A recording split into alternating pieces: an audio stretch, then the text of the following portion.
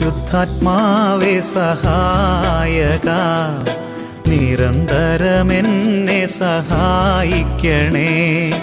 നിത്യവും കൂടെ വസിക്കുന്നോനേ, അഭിഷേകത്തിൻ അഗ്നി നിറച്ചിടണേ.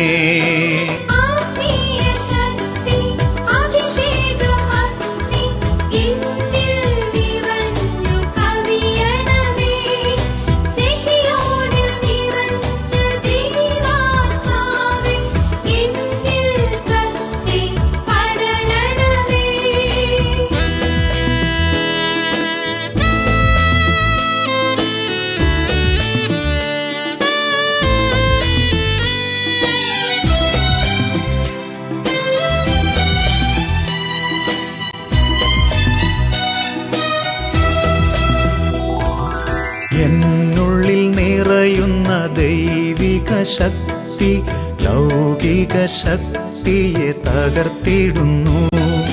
പാപനീതി ന്യായ ബോധ്യങ്ങൾ ഹൃത്തിൽ നിറച്ചെന്നെ അഭിഷേചിക്കൂ.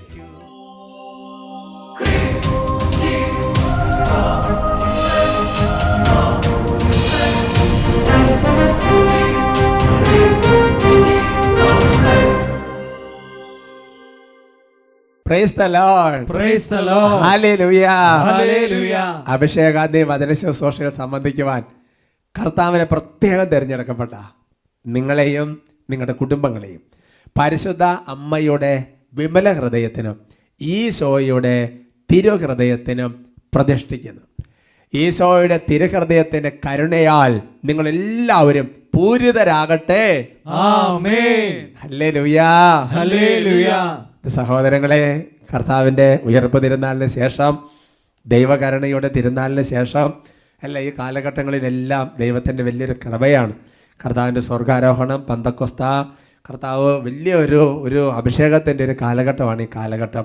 നമുക്ക് കർത്താവിൻ്റെ സന്നിധിയിൽ കൂടുതൽ കൃപയിൽ ആയിരിക്കാം. Hallelujah. Hallelujah. Praise the Lord. Praise the Lord. ഈശോയുടെ ഉത്ഥാനത്തിന് ശേഷം ഈശോയെ കണ്ടുമുട്ടുന്ന വ്യക്തികൾ ചെയ്യുന്ന ഒരു പ്രത്യേക കാര്യം ബൈബിളിൽ രേഖപ്പെടുത്തിയിട്ടുണ്ട്. നമ്മളെല്ലാവരും ശ്രദ്ധിച്ചിട്ടുണ്ട്. മഗ്ദലന മറിയം ഈശോ നേരെ ഓപ്പോസിറ്റ് വരുന്നു.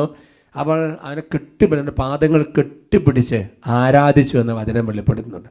അപ്പോസ്തലന്മാർ അവൻ്റെ പാദങ്ങൾ കെട്ടിപ്പിടിച്ച് ആരാധിച്ചു എന്ന് സൂചനയുണ്ട്. അതിൻ്റെ അർത്ഥം ഉദ്യതനായ കർത്താവിനെ നമ്മൾ ആരാധിക്കണം. ദൈവത്തെ ആരാധിച്ചുകൊണ്ടിരിക്കുന്ന സമൂഹത്തിൻ്റെ മേൽ അത്ഭുതകരമായ ദൈവത്തിൻ്റെ ശക്തി വരും. മനസ്സിൻ്റെ ഭാരങ്ങൾ കർത്താവ് ഏറ്റെടുക്കും.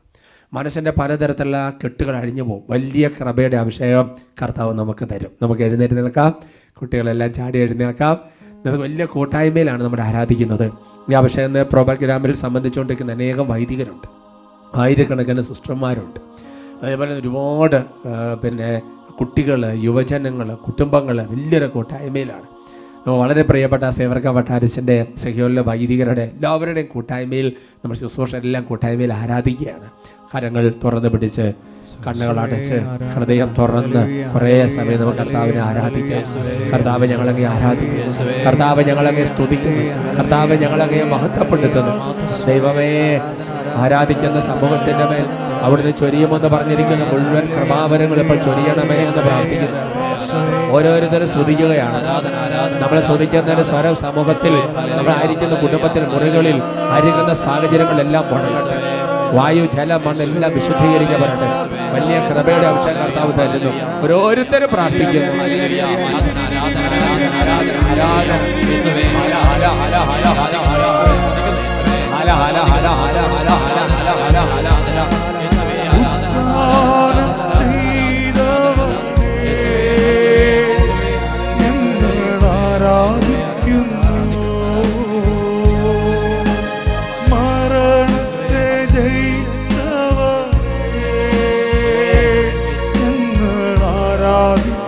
ചേർന്ന് പാടാവോ? ഉത്ഥാനം ചെയ്തവനെ, ഉത്ഥാനം ചെയ്തവനെ ഞങ്ങൾ ആരാധിക്കുന്നു. മരണത്തെ ജയിച്ചവനെ, മരണത്തെ ജയിച്ചവനെ ഞങ്ങൾ ആരാധിക്കുന്നു. ആരാധന. ഉത്ഥാനം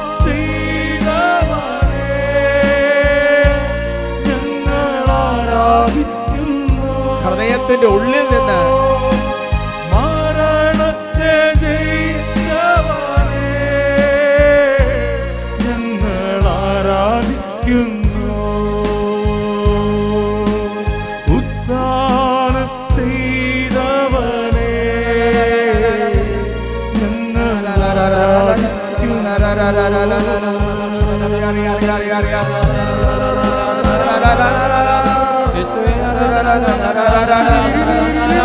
ഭാഷാപരങ്ങളുള്ള ഭാഷാപരങ്ങളെ ശ്രദ്ധിക്കുകയാണ്. നാവിനെ സ്വതന്ത്രമായി വിട്ടുകൊടുത്ത് ശ്രദ്ധിക്കുകയാണ്.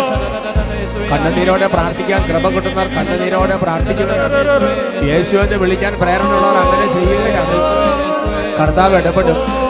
എവിടെ സ്തുതിയുടെ സിംഹാസനമുണ്ടോ, എവിടെ ദൈവാരാധനയുണ്ടോ, അവിടെ ദൈവത്തിന്റെ സാന്നിധ്യമുണ്ട്.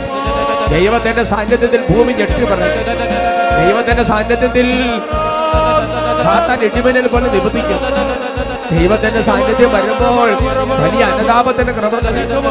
ദൈവത്തിന്റെ സാന്നിധ്യം വരുമ്പോൾ മനസ്സിന്റെ ഭാരങ്ങൾ തീരും, മനസ്സിന്റെ നിരാശ മാറും, മനസ്സിന്റെ സങ്കടം മാറും.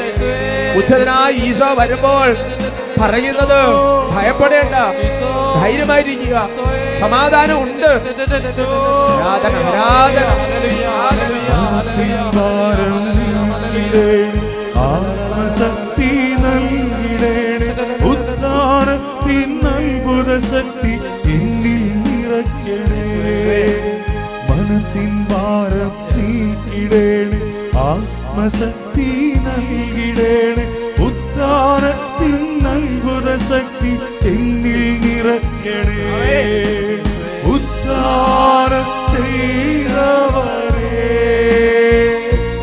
ഞങ്ങൾ ആരാധിക്കുന്നു. മരണത്തെ ജയിച്ചവരെ ഞങ്ങൾ ആരാധിക്കുന്നു. കരങ്ങൾ ഉയർത്തി ഉദ്ധാനം ചെയ്തവരെ ഞങ്ങൾ ആരാധിക്കുന്നു. മരണത്തെ ജയിച്ചവരെ കർത്താവേ ഞങ്ങൾ ആരാധിക്കുന്നു. ഈശോയുടെ നാമത്തിന്റെ അത്ഭുതകരമായ സത്യ തടസ്സങ്ങൾ മാറട്ടെ. ഉച്ചത്തിന്റെ അത്ഭുതകരമായ ശക്തിയാൽ രോഗികൾ സൗഖ്യം പ്രാപിക്കട്ടെ.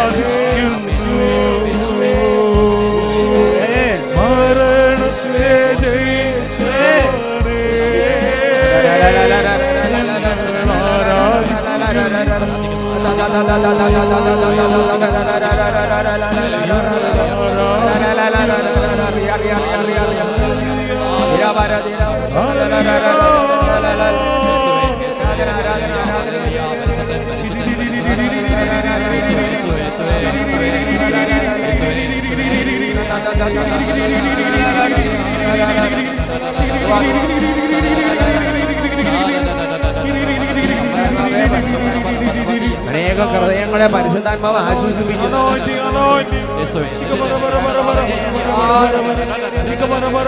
പ്രാർത്ഥനയുടെ കവാടങ്ങൾ തുറക്കപ്പെടട്ടെ. പ്രാർത്ഥനയുടെ കവാടങ്ങൾ തുറക്കപ്പെടട്ടെ. പ്രാർത്ഥനയുടെ കവാടങ്ങൾ യേശുവിന്റെ നാമത്തിൽ തുറക്കപ്പെടട്ടെ.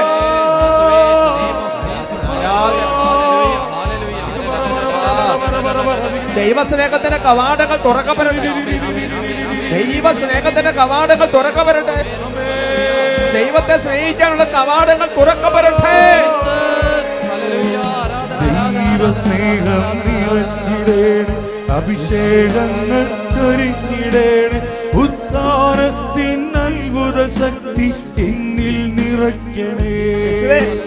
ദൈവസ്നേഹം നിറച്ചിടേണേ. അഭിഷേകങ്ങൾ ചൊരിഞ്ഞിടേണേ. ഉദ്ധാനത്തിൻ അത്ഭുത ശക്തി എന്നിൽ നിറയ്ക്കണേ. കൈകൾ ഉയർത്തി ഉദ്ധാനം ചെയ്തവരെ ഞങ്ങൾ ആരാധിക്കുന്നു. മരണത്തെ ജയിച്ചവരെ ഞങ്ങൾ ആരാധിക്കുന്നു. ഞങ്ങൾ ആരാധിക്കുന്നു. ഞങ്ങൾ ആരാധിക്കുന്നു.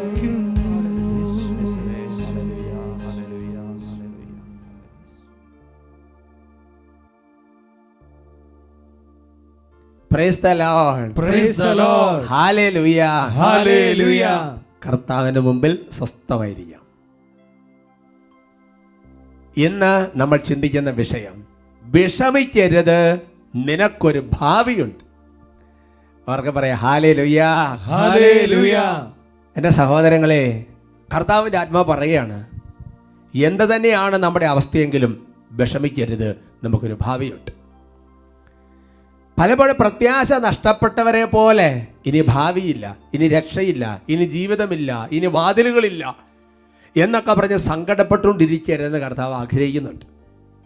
ജോബിൻ്റെ പുസ്തകത്തിൽ 14-ാമത്തെ അധ്യായത്തിൽ 7 മുതൽ 9 വരെയുള്ള തിരുവചനങ്ങൾ. Book of Job chapter 14 verse 7 to 9. വൃക്ഷത്തിന് പ്രത്യാശയുണ്ട്, മുറിച്ചാൽ അത് വീണ്ടും തളിർക്കും, അതിന് പുതിയ ശാഖകൾ ഉണ്ടാകാതിരിക്കുകയില്ല. അതിൻ്റെ വേരുകൾ മണ്ണിനടിയിൽ പഴകിപ്പോയാലും അതിൻ്റെ കുറ്റി മണ്ണിൽ കെട്ടുപോയാലും വെള്ളത്തിൻ്റെ ഗന്ധമേറ്റാൽ അത് തളിർക്കുകയും ഇളം ചെടി പോലെ ശാഖ പുറപ്പെടുവിക്കുകയും ചെയ്യും. Price the Lord. Praise the Lord. വചനം വളരെ മനോഹരമായ ഒരു കാര്യം ജോബിന്റെ പുസ്തകത്തെ അവതരിപ്പിക്കുക. വൃക്ഷത്തിന് പ്രത്യാശയുണ്ട്, മുറിച്ചാൽ അത് വീണ്ടും തളിർക്കും, അതിന് പുതിയ ശാഖകൾ വരും, അതിൻ്റെ വേര് മണ്ണിൽ പഴകിപ്പോയാലും ശരി, നമ്മളതിനെ മുറിച്ച് അതിൻ്റെ കുറ്റി മണ്ണിൽ കെട്ടുപോയാലും ശരി, അടുത്ത പുതുമഴ പെയ്യുമ്പോൾ, വെള്ളത്തിൻ്റെ ഗന്ധമേൽക്കുമ്പോൾ അത് വീണ്ടും വേര്, ശാഖ, ഇലകൾ, ഫലങ്ങൾ ഇതെല്ലാം ഇളം ചെടി പോലെ ഉയർന്നു വരുമെന്ന് വചനം വെളിപ്പെടുത്തുകയാണ്. Praise the Lord. Praise the Lord. അത് വളരെ ശരിയാണ്. ഞാനൊക്കെ പണ്ട് വീട്ടിലിറങ്ങി ഓർക്കുന്നുണ്ട്.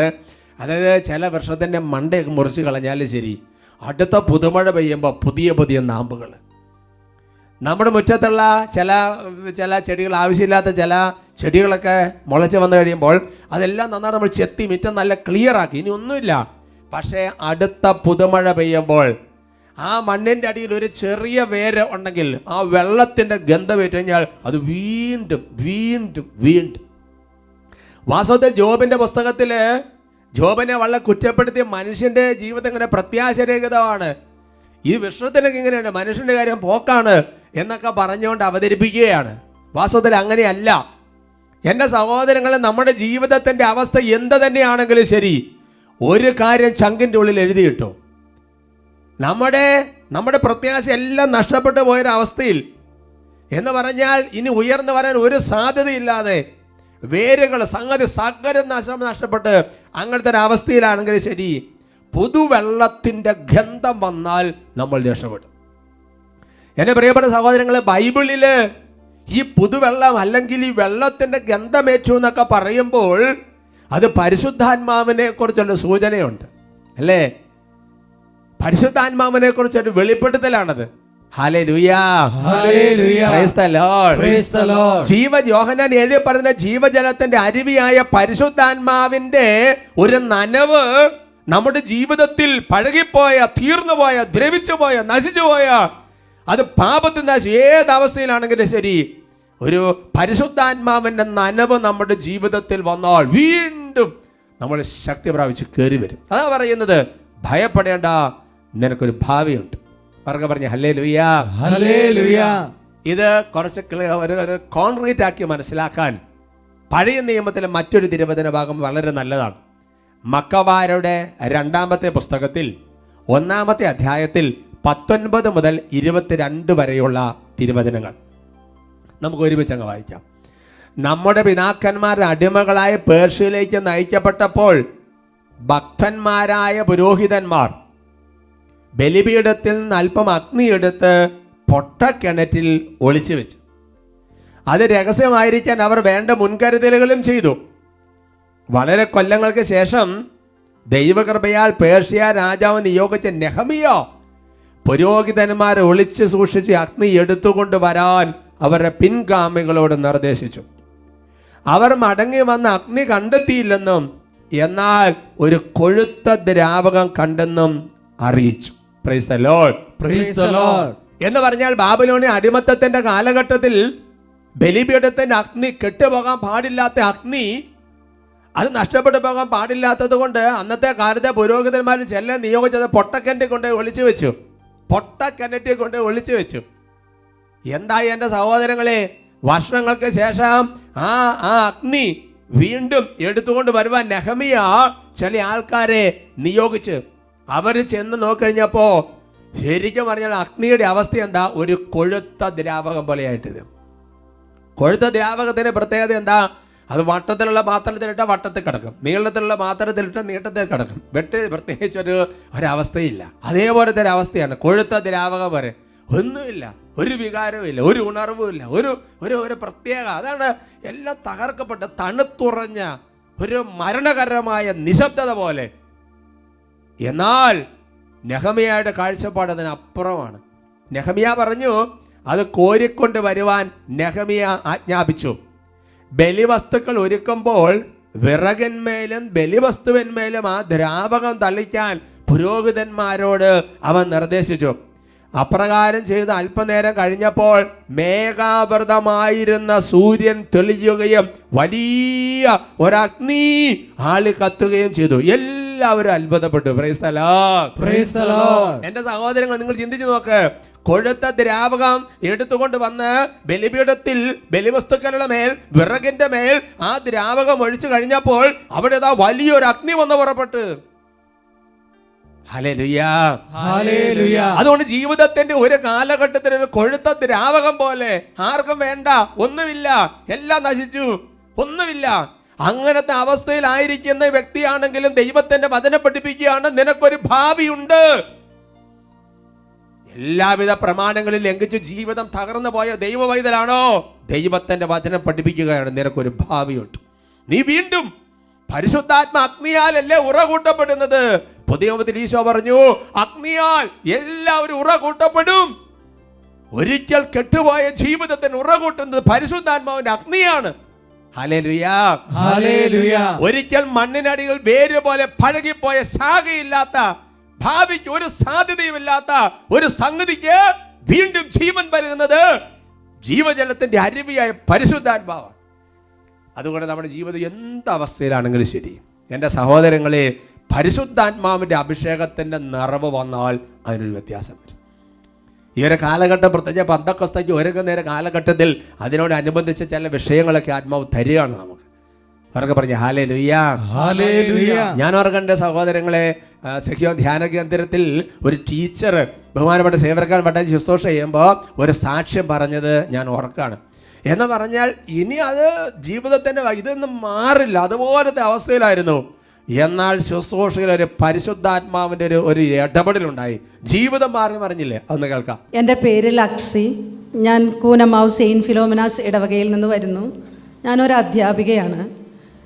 ഏകദേശം ഒരു 9ാമത്തെ വയസ്സ് മുതൽ എനിക്ക് ആസ്മാരോഗം ഉണ്ടായിരുന്നു. അതായത് 9 വയസ്സ് മുതൽ, ചെറുപ്പം മുതൽ, ദൈവം ചെറുപ്പം തൊട്ട് ആസ്മ എന്താ ആസ്മ എന്ന് വലിവ് അല്ലേ, സ്ഥിരമായിട്ടുണ്ടാകുമായിരുന്നു. അപ്പോൾ പല വിധത്തിലുള്ള മരുന്നുകൾ സ്ഥിരമായിട്ട് കഴിക്കും. ആയുർവേദം, ഹോമിയോ, യുനാനി, അക്യുപങ്ക്ചർ, അലോപ്പതി എന്ന് വേണ്ട എല്ലാ മരുന്നും ഞാൻ ഉപയോഗിച്ചിട്ടുണ്ട്. അറിയാവുന്ന എല്ലാ മെത്തേഡും ട്രൈ ചെയ്ത് ട്രീറ്റ് ചെയ്യാൻ നോക്കിയിട്ടുണ്ട്.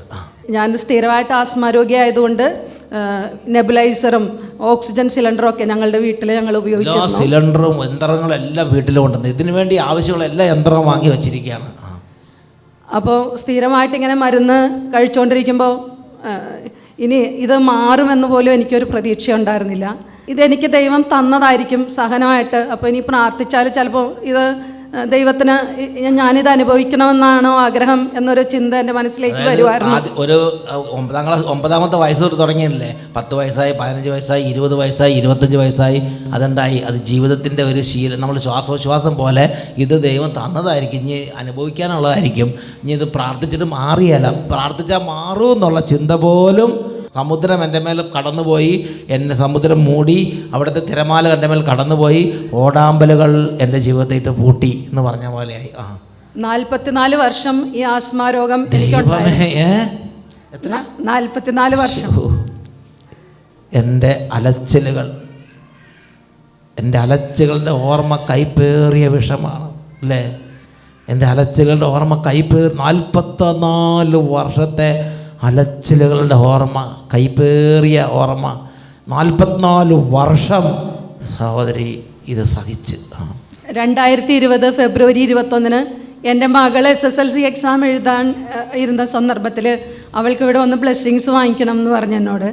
അപ്പോൾ എനിക്ക് ആസ്മാരോഗം ഉണ്ടായതുകൊണ്ട് തന്നെ ഞാൻ അല്പം ഒന്ന് അമാന്തിച്ചു. കാരണം ഇവിടെ വരുമ്പോൾ ഈ യാത്രയും പിന്നെ ഇവിടുത്തെ കാലാവസ്ഥയൊക്കെ എന്ന് പറഞ്ഞാൽ നല്ല ഈ ആസ്മരോഗത്തിന് പറ്റിയ നല്ല തണുപ്പുള്ള കാലാവസ്ഥയാണ്. അന്ന് ജനുവരി 1 തുടങ്ങിയതായിരുന്നു എനിക്ക് ആസ്മ.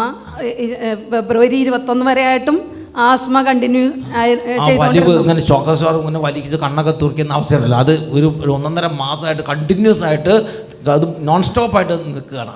അപ്പോൾ ഞാനതിനു വേണ്ടി സ്ഥിരമായിട്ട് ഇൻഹെയിലേഴ്സും മെഡിസിൻസൊക്കെ ഉപയോഗിച്ചുകൊണ്ടിരുന്നു. അങ്ങനെ ഇരിക്കുന്ന സന്ദർഭത്തിൽ അവളുടെ കൂടെ ഞാനിവിടെ വന്നു. ഞങ്ങളുടെ സ്കൂളിൽ നിന്ന് കുറച്ച് സിസ്റ്റേഴ്സും കൂടെയാണ് ഇവിടെ വന്നത്. ഇവിടെ വന്ന് പ്രാർത്ഥിച്ചു, ബ്ലെസ്സിങ്സൊക്കെ വാങ്ങിയിട്ട് പോയി. പിന്നീട് എനിക്ക് ആസ്മ രോഗം ഇതുവരെ വന്നിട്ടില്ല. ഇപ്പോൾ 2 വർഷം കൂടെ അതങ്ങ് പോയി. മൈ ഗോഡ്, 44 വർഷത്തെ കൈപ്പേറിയ ആ ഓർമ്മ അതങ്ങോട്ട് മാറി. അത് ഇനി ഇത് പ്രാർത്ഥിച്ചാൽ മാറുമെന്ന് പോലും വിചാരമില്ലാതെ മകൾക്ക് വേണ്ടി ബ്ലെസ്സിങ് വാങ്ങാൻ വേണ്ടി വന്ന് അമ്മ ഇങ്ങനെ വിഷമിച്ചിരിക്കുകയായിരുന്നു. കർത്താവ് തളർന്ന ആ ഹൃദയത്തെ കണ്ട് അന്ന് മാറി. അതെ, പിന്നെ ഇതുവരെ വന്നിട്ടില്ല. 2020 ഫെബ്രുവരി മാസത്തിൽ സ്റ്റുഡൻസിന് വേണ്ടിയുള്ള പ്രേയറിൻ്റെ അന്ന് കുട്ടീനെ കൊണ്ട് വന്നതാണ്. അന്ന് അവിടെ വെച്ച് കർത്താവ് സുഖപ്പെടുത്തി. Praise the Lord, praise the Lord, hallelujah, hallelujah. നോക്ക സഹോദരങ്ങൾ, ശരിക്കും പറഞ്ഞാൽ ആ കൊച്ചിന് ശരിക്കും ഒരു പരിശുദ്ധാത്മാവിൻ്റെ അഭിഷേകവും കൃപയെ കൂട്ടി നന്നായിട്ട് പഠിച്ച് പാസ് അതിന് വേണ്ടിയിട്ട് അമ്മ വരുമ്പോൾ നോക്കിയേ, വെള്ളത്തിൻ്റെ ഒരു ചെറിയ ഗന്ധം, ഒരു ചെറിയ കണിക, പരിശുദ്ധാത്മാഗ്നിയുടെ ഒരു ചെറിയ കണിക അമ്മ ജീവിതം മാറി മറിഞ്ഞില്ലേ.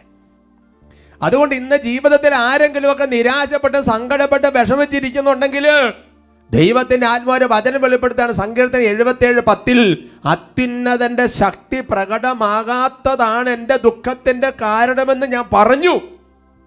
അപ്പം നമ്മുടെ ജീവിതത്തിൽ ഏതെങ്കിലും വിധത്തിൽ ദുഃഖം അവശേഷിക്കുന്നുണ്ടെങ്കിൽ ഒരു കാര്യം മനസ്സിലാക്കുക, അത്യുന്നതന്റെ ശക്തി പ്രകടമാകാത്തതാണ് ദുഃഖത്തിൻ്റെ കാരണം. ജീവിതത്തിൽ മനസ്സിലാക്കപ്പെടാത്ത യാഥാർത്ഥ്യങ്ങൾ എന്തുകൊണ്ടാണിത്? വിഷമിക്കരുത്. പരിശുദ്ധാത്മാവ് വന്നു കഴിയുമ്പോൾ ഇതിനൊക്കെ ഒരു ഉത്തരവുണ്ട് സഹോദരങ്ങളെ.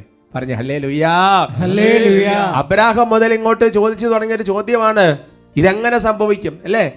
ഇതേ കാര്യം തന്നെ ഇസ്ഹാക്കിന് കുടുംബം, യാക്കോബിന് കുടുംബം, ദാവീദ് ചോദിക്കുന്നു, ജെറമിയ ചോദിക്കുന്നു, എല്ലാ പഴയ മുതൽ ആൾക്കാരും ചോദിക്കുന്നുണ്ട്. അവസാനം ആ ചോദ്യത്തിനെല്ലാം കൂടി ലൂക്ക 1:35 ഒറ്റ ഉത്തരം സ്വർഗം പറഞ്ഞു. എന്താ ഉത്തരം? പരിശുദ്ധാത്മാവ് നിന്റെ മേൽ വരും, അത്യുന്നതന്റെ ശക്തി നിന്റെ മേൽ ആവസിക്കും.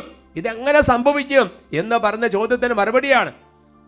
അത് നമ്മുടെ ജീവിതത്തിൽ ഏത് പ്രതിസന്ധി ആണെങ്കിലും അതിനൊരു ഉത്തരം പരിശുദ്ധാത്മാവ് വരിക എന്നുള്ളതാണ് അല്ലേ? അപ്പസ്തോലന്മാരുടെ കാര്യം നിങ്ങൾ ചിന്തിച്ചു നോക്കുക. ലൂക്ക 24 ഈശോയുടെ ഉത്ഥാനത്തിന് ശേഷമുള്ള രംഗങ്ങള് ഈശോ എന്താ പറഞ്ഞത്? ലൂക്ക 24:49 ഇതാ എൻ്റെ പിതാവിൻ്റെ വാഗ്ദാനം നിങ്ങളുടെ മേൽ ഞാൻ അയക്കുന്ന ഉന്നതത്തിൽ നിന്ന് ശക്തി ധരിക്കുന്നത് വരെ നിങ്ങൾ നഗരത്തിൽ തന്നെ വസിക്കും. വചനം വെളിപ്പെടുത്തുക. Hallelujah, hallelujah. അതുകൊണ്ട് എൻ്റെ സഹോദരങ്ങളെ, നമ്മുടെ ജീവിതത്തിൽ എത്ര സമയം നമ്മൾ പരിശുദ്ധാത്മാവിൻ്റെ കൃപാവരങ്ങൾ ഉജ്ജ്വലിക്കാൻ വേണ്ടി നമ്മൾ പ്രാർത്ഥിക്കുന്നുണ്ടെന്ന് ചിന്തിച്ച് നോക്കിയേ. കാര്യം എത്രയോ ടോക്കുകൾ പരിശുദ്ധാത്മാവിനെ കുറിച്ച് കേൾക്കുന്നു, കാര്യം എത്രയോ കാര്യങ്ങൾ മനസ്സിലാക്കുന്നു. പക്ഷേ നമ്മൾ ഇങ്ങനെ ഇരുന്ന് ആത്മാവിൻ്റെ അഭിഷേകം നിറയപ്പെടാൻ അല്ലേ, പരിശുദ്ധാത്മാവ് നമ്മൾ ഉജ്ജ്വലിക്കാൻ, പരിശുദ്ധാത്മാവിൻ്റെ സഹായം തേടാൻ നമ്മൾ എത്രമാത്രം പരിശ്രമിക്കുന്നുണ്ട് എന്നുള്ളതാണ്. അവരൊക്കെ പറയാം ഹല്ലേലൂയ, ഹല്ലേലൂയ. അതുകൊണ്ട് എൻ്റെ സഹോദരങ്ങളെ, നമ്മുടെ ജീവിതത്തിൽ പരിശുദ്ധാത്മാവ് വരുമ്പോൾ എല്ലാ കാര്യത്തിലും നവീകരണം, ഒരു വ്യത്യാസങ്ങൾ സംഭവിക്കും. അതുകൊണ്ട് ഈ നാളുകളിൽ എങ്ങനെ നമുക്ക് പരിശുദ്ധാത്മാഭിഷേകം ഉജ്ജ്വലിപ്പിക്കാമെന്ന് മനസ്സിലാക്കുന്നത് നല്ലതാണ്. ഒന്നാമത്തെ മാർഗം എന്ന് പറഞ്ഞാൽ കൂദാശകളിൽ സജീവമായിട്ട് പങ്കുചേരുമ്പോൾ നമ്മളെ പരിശുദ്ധാത്മാവിൻ്റെ അഭിഷേകം വർദ്ധിച്ചുകൊണ്ടിരിക്കുകയാണെന്ന് മനസ്സിലാക്കണം. യെസക്കേൽ പ്രവചനം 47-ാമത്തെ അധ്യായത്തിൽ 8-ാമത്തെ വാക്യം അവിടെ ഇങ്ങനെയാണ്. അവിടെ ദേവാലയമുണ്ട്, ബലിപീഠമുണ്ട്. ബലിപീഠത്തിൻ്റെ ബലിപീഠത്തിൻ്റെ അടിയിൽ നിന്ന് ഒരു ഉറവ, ഒരു നദി പുറപ്പെടുന്നു. എന്നിട്ട് ആ നദി ഇങ്ങനെ ഒഴുകി പോവാണ്. എന്നിട്ട് ആ നദി ചേരുന്ന ചില മേഖലകളുണ്ട്. യെസക്കേൽ 47:8 അവൻ എന്നോട് പറഞ്ഞു, ഈ വെള്ളം കിഴക്കൻ പ്രദേശങ്ങളിലേക്ക് ഒഴുകി അരാബായിൽ ചേരുമ്പോൾ കെട്ടിക്കിടക്കുന്ന കടലിൽ ചെന്ന് അതിനെ ശുദ്ധജലമാക്കുന്നു. നമ്മൾ ചിന്തിച്ചു നോക്കാം, നമ്മുടെ ജീവിതത്തിൽ എൻ്റെ സഹോദരൻ ഏതെങ്കിലും ഒരു നദി സമുദ്രത്തിൽ ചെന്ന് കഴിഞ്ഞാൽ സമുദ്രത്തിൽ ഉപ്പ് വെള്ളത്തോട് ചേർന്നത് അശുദ്ധമാകും അല്ലേ? അല്ലാതെ അത് ശുദ്ധമായല്ല. എന്നാൽ ദേവാലയത്തിന്റെ അടിയിൽ നിന്നൊഴുകുന്ന ജീവജലത്തിന്റെ അരുവിയായ പരിശുദ്ധാത്മാവ് നിറഞ്ഞ ഒരു വ്യക്തി അശുദ്ധിയുള്ള സ്ഥലത്ത് ചെന്നാൽ സംഭവിക്കുന്ന കാര്യമെന്ന് പറയുന്നത് ആ അശുദ്ധിയെ ശുദ്ധിയുള്ളതാക്കി മാറ്റപ്പെടും. അത് പിടിച്ചു നിൽക്കും. ഹല്ലേലൂയ. അതുകൊണ്ട് നമ്മുടെ ജീവിതത്തിൽ കൂദാശകളുടെ സ്വീകരണം, വചനത്തിന്റെ വായന, അതെല്ലാം നമ്മളെ പരിശുദ്ധാത്മാഭിഷേകത്തെ വളർത്തും. അപ്പോസ്തല പ്രവർത്തനം 10:44 പത്രോസ് ഇത് പറഞ്ഞുകൊണ്ടിരിക്കുമ്പോൾ തന്നെ കേട്ടുകൊണ്ടിരുന്ന എല്ലാവരുടെ മേലും പരിശുദ്ധാത്മാവ് വന്നു. വചനം വായിച്ചുകൊണ്ടിരിക്കുമ്പോൾ ആത്മാവിൽ നമ്മൾ വളരും. ഹല്ലേലൂയ. കൂട്ടായ്മയിൽ ഇരുന്ന് പ്രൈസ് ആൻഡ് വർഷിപ്പ്, സ്തുതിപ്പ്, പ്രാർത്ഥനകളെല്ലാം നടത്തുമ്പോൾ അതെല്ലാം നമ്മളെ പരിശുദ്ധാത്മാഭിഷേകത്തെ വളർത്തും. അതാണ് സഹോദരങ്ങളെ റോമാ ലേഖനത്തിൽ 1:11 വചനമുണ്ട്, ഞാൻ നിങ്ങളെ സന്ദർശിക്കാൻ വേണ്ടി വരുമ്പോൾ നിങ്ങളെ സ്ഥൈര്യപ്പെടുത്താൻ എന്തെങ്കിലും ആത്മീയ വരം നിങ്ങൾക്ക് നൽകേണ്ടതിന് നിങ്ങളെ കാണാൻ ഞാൻ അതിയായി ആഗ്രഹിക്കുന്നു. അപ്പൊ ഒരു കൂട്ടായ്മയിൽ ആത്മാവിന്റെ അഭിഷേകം ഉജ്ജ്വലിക്കുകയാണ്. Price the Lord. അതുകൊണ്ട് ഈ നാളുകളിൽ ഒരുമിച്ചിരുന്ന കുറേ സമയം പ്രൈസ് ആൻഡ് വർഷിപ്പ് നടത്താനും സ്തുതിക്കാനും വചനം വായിക്കാനും കൂദാശകൾ അടിച്ചടി സ്വീകരിക്കാനും ഒക്കെയുള്ള ഒരു പരിശ്രമം നമ്മൾ ഈ അഭിഷേകത്തിൽ ബലപ്പെടുത്തും. കർത്താവ് അനുഗ്രഹിക്കട്ടെ.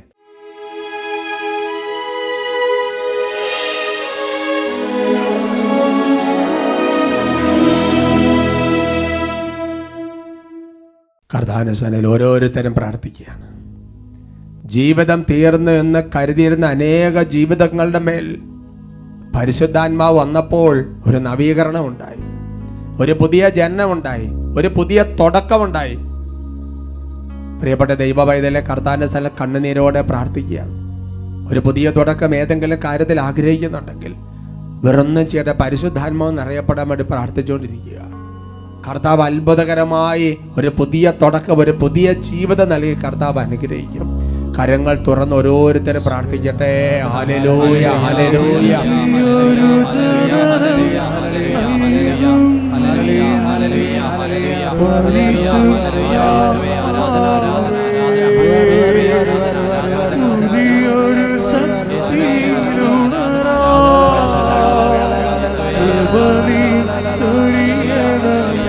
പുതിയൊരു ജനനം നൽകണമേ ആത്മാവേ.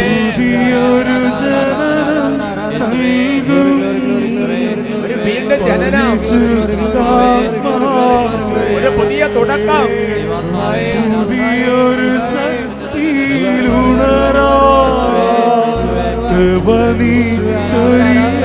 കൈകൾ ഉയർത്തി വിളിക്കുന്നു.